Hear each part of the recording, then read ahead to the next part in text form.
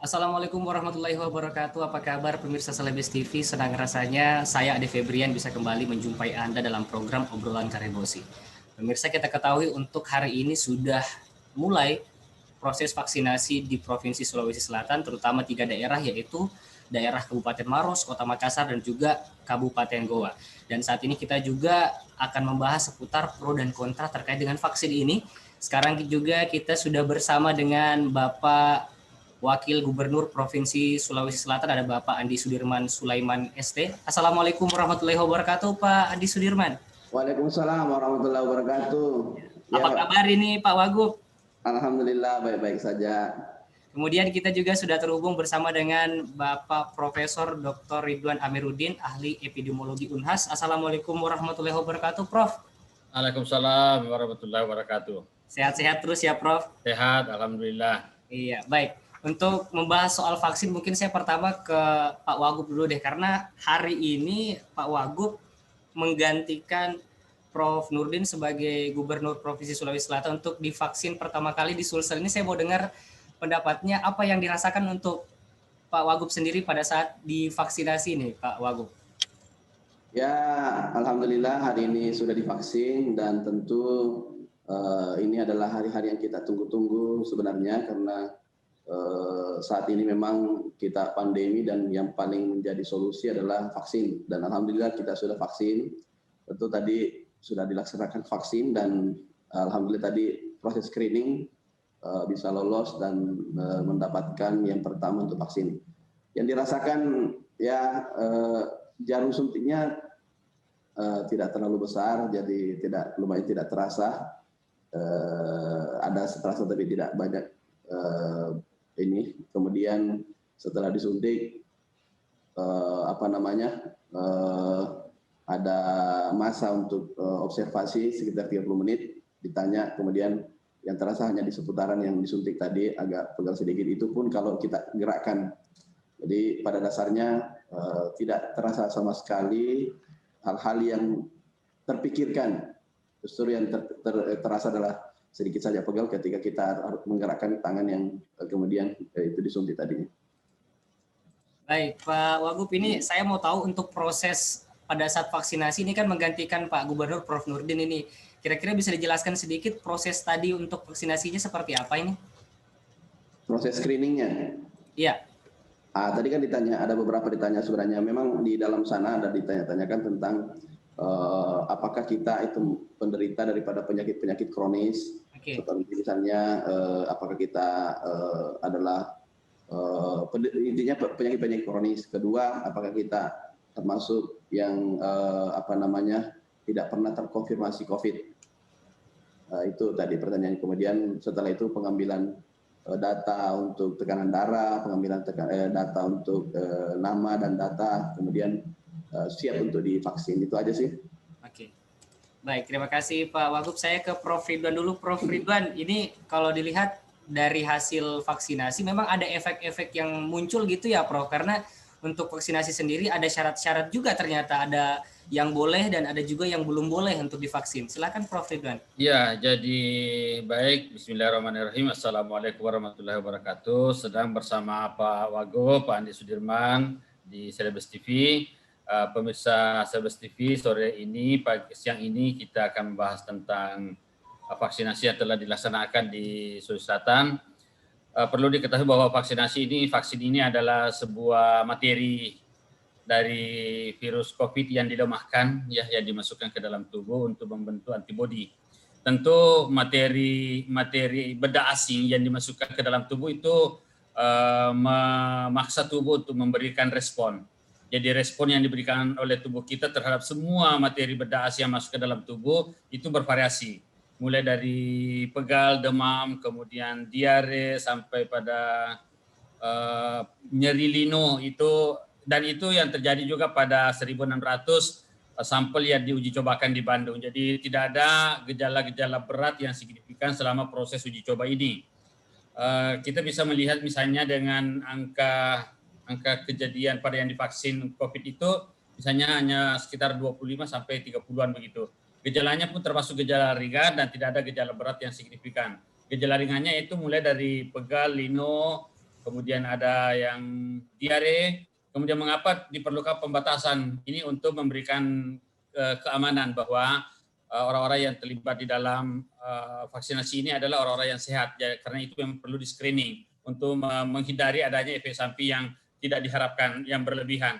Begitu, Ade. Baik, Prof. Ridwan, ini kalau kita melihat masyarakat terkait dengan vaksin kan ada pro, ada juga yang nggak mau divaksin nih terkait dengan vaksinasi yang sudah ada di Provinsi Sulawesi Selatan dan juga Kota Makassar. Nah, ada juga yang memberitakan bahwa jika kita divaksin tergantung dari sistem imun nih, Prof. Jadi bisa juga terkena demam seperti itu. Apakah benar itu, Prof? Ya, jadi setiap benda asing yang sama dimasukkan ke dalam tubuh orang yang berbeda bisa memberikan respon yang berbeda. Ya. Jadi mengapa responnya berbeda tergantung fisiologi tubuh seseorang, umur seseorang, kemudian karakteristik demografi seseorang, ke daya imunitas seseorang. Jadi banyak faktor yang mempengaruhinya. Karena itu memang perlu ada kriteria inklusi namanya, atau kriteria eksklusi seseorang yang karena misalnya menderita penyakit kronik tidak boleh, atau karena dia ada faktor-faktor alergen maka dia tidak boleh. Jadi itu poin-poin pentingnya. Jadi setiap benda asing yang diintroduce masuk ke dalam tubuh pasti akan memberikan tubuh akan memberikan responnya. Okay. Dan bervariasi respon itu pada setiap orang.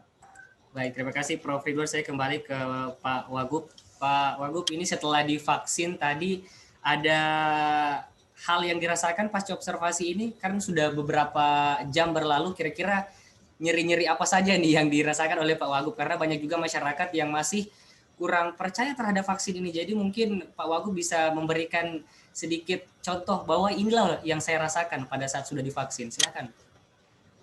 Sampai sekarang sudah mungkin berapa jam ya, dari tadi mungkin sekitar 6 jam. Alhamdulillah tidak ada perubahan dan justru semakin membaik, tidak ada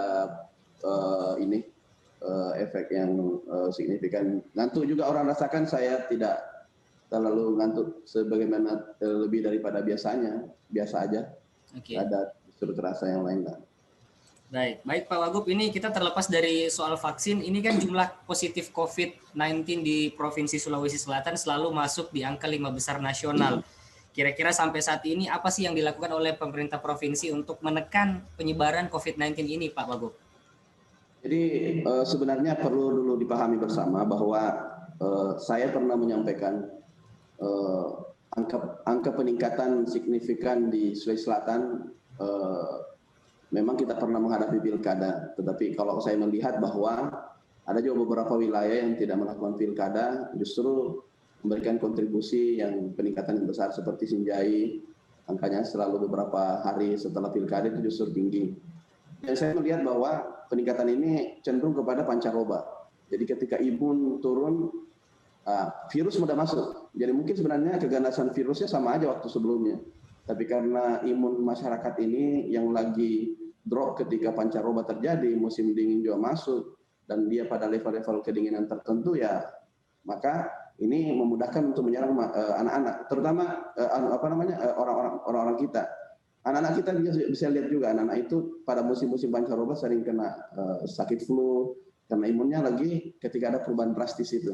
Dan kemarin juga berdiskusi dengan di salah satu dokter spesialis di Wahidin, saya bilang data pasien yang ada sekarang ini dari bagaimana kondisinya. Kebanyakan yang dari daerah wisata yang dingin-dingin seperti di Malino dan sebagainya, banyak sekali kami terima itu, dan juga penyebaran banyak ketika mereka memang pancaroba ini. Dan pernah juga suatu waktu saya melihat data bisa mungkin dicek, ketika ada 3 hari pernah tidak hujan. Kemudian 5 hari setelahnya agak turun dia, kemudian naik lagi kembali. Apa yang kami lihat bahwa memang itu imun harus diperbaiki memang setiap orang ini. Kemudian yang paling penting sebenarnya, kalau saya sama seperti banyak orang memang harus masih tracking dan tracing dan testing. Nah, ini memang penting, tetapi paling penting bahwa sebenarnya menjaga imun adalah sesuatu hal yang paling sangat penting. Yang kedua adalah bagaimana memisahkan kelompok-kelompok yang sudah ada data di rumah sakit yang meninggal karena komorbid, kemudian dia punya penyakit bawaan memang yang fatal. Ini harus kita jaga dengan baik-baik sebenarnya. Kalau dari sisi saya, bahwa bagaimana untuk ada mungkin program-program nanti ke depan, kita mau melihat, mungkin ada sini ada pakar epidemiologi, untuk melihat, mengambil data kematian di dalam ketika potensi ada komorbid dan sebagainya, kalau saya lihat diabetes ini paling kencang. 2 hari biasa kena diabetes itu langsung meninggal. Yang terakhir orang Pemprov yang meninggal orang diabetes. Sepupu saya kepala desa itu 2 hari saja kena meninggal diabetes juga. Istrinya juga meninggal 5 hari setelahnya diabetes juga. Kemudian kencang ini ketika angka 400 ini harus diambil data. Ketika ketahuan bahwa lebih baik sebenarnya MCU untuk mengecek tracking semua orang-orang yang komorbid ini yang perlu kita cek untuk kemudian lebih dijaga diperketat ke sana. Kalau mereka bisa divaksin dan mereka bisa terima vaksin itu secara ini, maka itu lebih baik sebenarnya. Itu bisa kita lihat ke depannya. Baik, terima kasih Pak Wagub. Saya kembali ke Prof. Ridwan. Prof. Ridwan, kira-kira yang menjadi faktor utama kenapa ini Provinsi Sulawesi Selatan selalu masuk di dalam 5 besar kasus COVID tertinggi ini? Ini kira-kira data dari Prof. Ridwan seperti apa, Prof? Ya, jadi baik. Situasi terkini kita per hari ini itu menggambarkan bahwa kasus kita positif aktif sekarang ini 11,5%.